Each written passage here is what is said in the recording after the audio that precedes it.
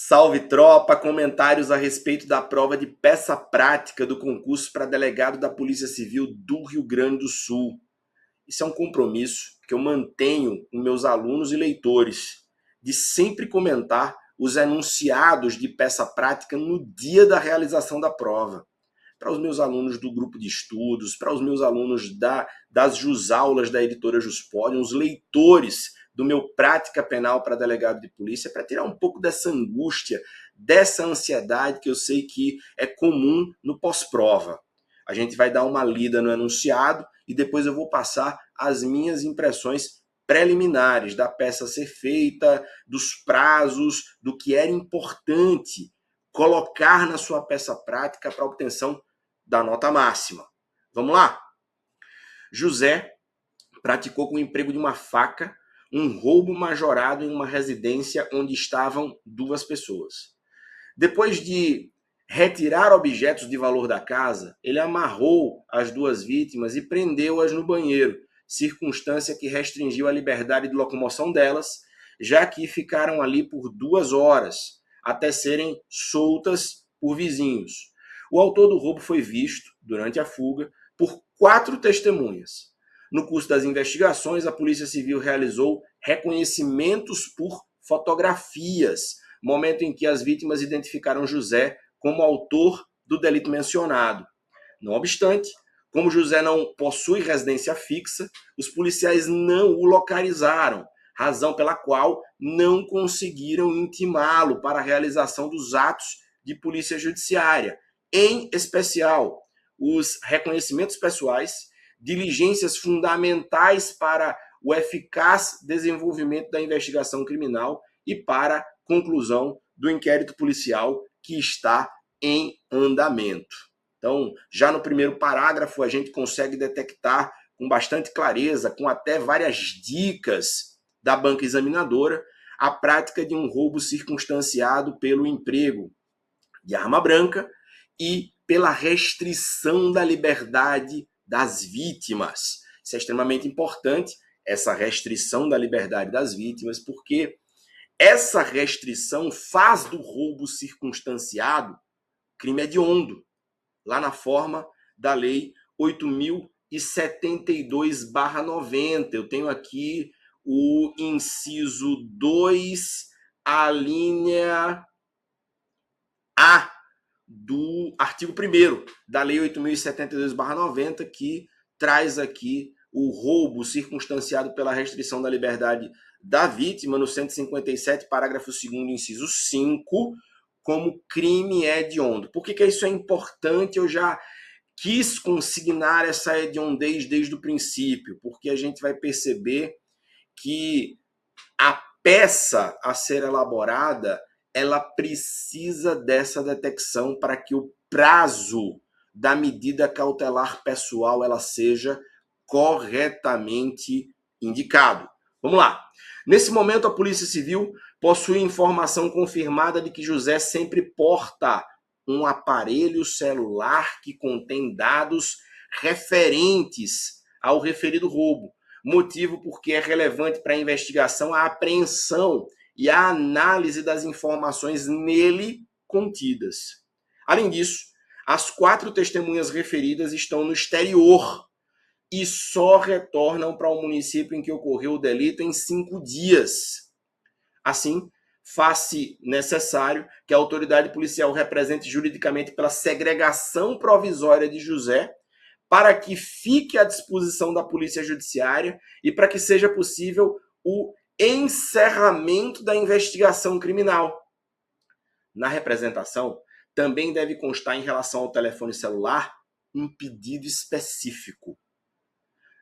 Ainda é fundamental que o respectivo mandado não seja expedido no Banco Nacional de Monitoramento de Prisões, BNMP, em caráter aberto para que a Polícia Civil consiga cumprir a diligência de prisão no momento mais oportuno para a investigação.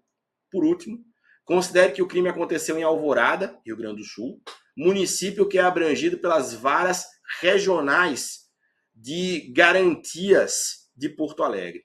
Nesse segundo parágrafo, a gente extrai coisas importantíssimas. O quesito já disse claramente que ele quer que você represente pela segregação do investigado. Tá, mas qual medida cautelar pessoal de privação de liberdade a gente vai representar? Uma prisão preventiva ou uma prisão temporária?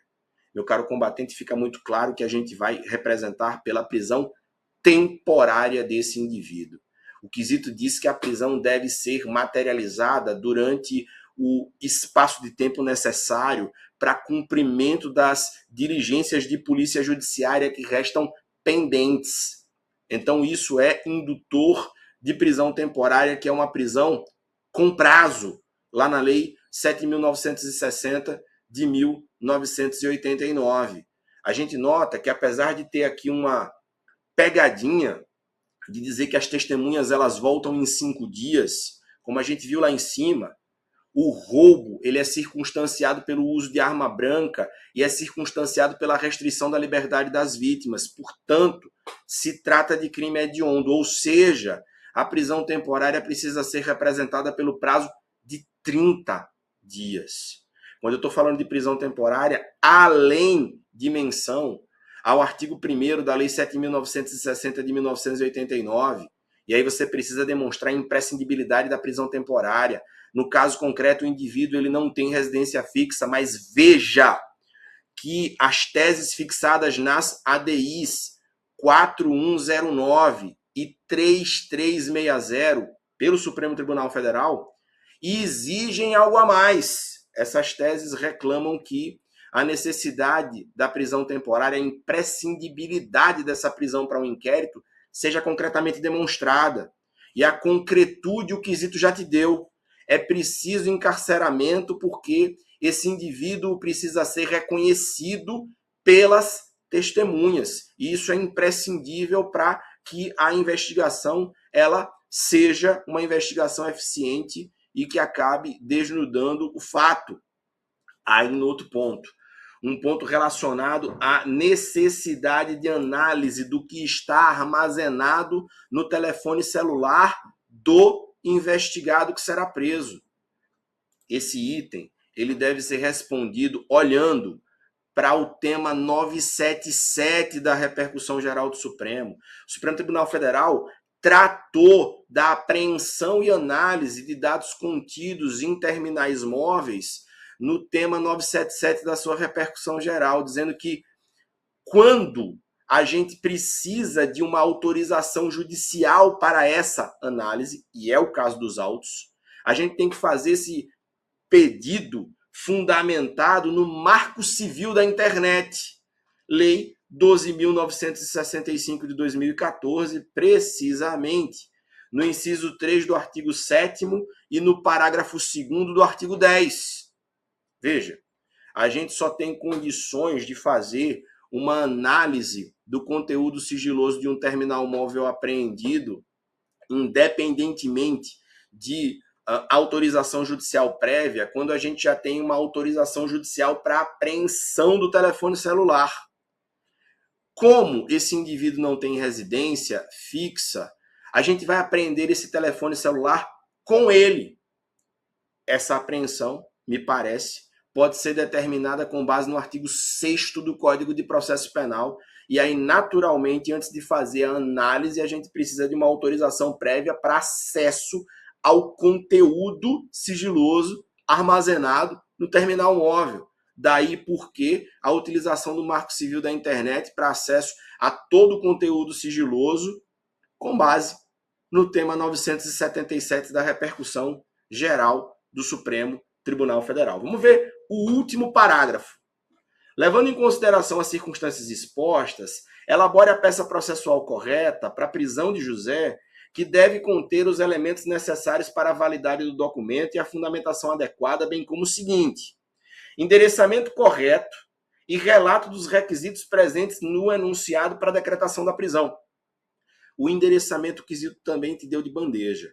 O crime aconteceu na região de Alvorada, que é abrangido pelas varas regionais de garantias de Porto Alegre. Portanto, o endereçamento será para as varas regionais de garantias de Porto Alegre. construção do preâmbulo com identificação da Polícia Civil do Rio Grande do Sul, representada pelo delegado que subscreve a peça, representação pela prisão temporária pelo prazo de 30 dias por existir crime hediondo na investigação, roubo circunstanciado pela restrição da liberdade das vítimas, e acesso ao conteúdo sigiloso armazenado no terminal móvel a ser apreendido com o investigado, com base no tema 977 da repercussão geral do Supremo, portanto, com fundamento legal no Marco Civil da Internet, nos artigos 7º e 10. 7º 3, 10, parágrafo 2º do Marco Civil da Internet. Solicitação para que a prisão seja decretada no prazo máximo permitido. Aqui que reside o problema do prazo. Se você não interpretou que esse roubo era circunstanciado pela restrição da liberdade da vítima, você faria uma prisão temporária representada pelo prazo de 5 dias. Entendo eu que essa prisão deve ser representada pelo prazo de 30 dias, exatamente pela hediondez do roubo circunstanciado pela restrição da liberdade das vítimas. Pedido em relação ao telefone celular, que pedido é esse? Um pedido de acesso aos dados sigilosos armazenados nesse terminal móvel. Pedido para que, se for decretada a prisão, somente o órgão policial que está investigando tome ciência do mandado. Isso é um pedido específico que está também explicitado no parágrafo 2º aqui do enunciado, que você pede então ao juiz para que esse mandado não seja inserido no BNMP, né, para que o investigado não tenha dele ciência. Então, eu acho que mais uma peça, um enunciado de peça muito bem elaborado, coisa boa, já somos bicampeões, já é o 2º enunciado de peça prática seguido que eu comento aqui nas minhas redes sociais, em que o examinador cuidou de delimitar precisamente o que ele queria para evitar qualquer tipo de dúvida quanto à peça a ser feita, e um enunciado que demandava conhecimento aí a respeito de crimes patrimoniais, conhecimento a respeito de tema de repercussão geral do Supremo Tribunal Federal, endereçamento para o juiz das garantias, mas isso já foi passado pelo enunciado. Espero sinceramente que você tenha feito uma excelente prova. Meu caro combatente, se você ainda tem dúvida de como identificar a peça a ser feita pela leitura do enunciado, acesse minhas jusaulas lá no site da editora Juspodium de Prática Penal. Adquira o meu livro Prática Penal para Delegado de Polícia. São mais de 830 páginas sobre o assunto, inclusive com mais de 50 questões comentadas para você fazer treinamento. Portanto, não deixe de adquirir esses 2 produtos e eu fico sempre à sua disposição para debater o assunto. Um forte abraço, boa sorte e vamos juntos.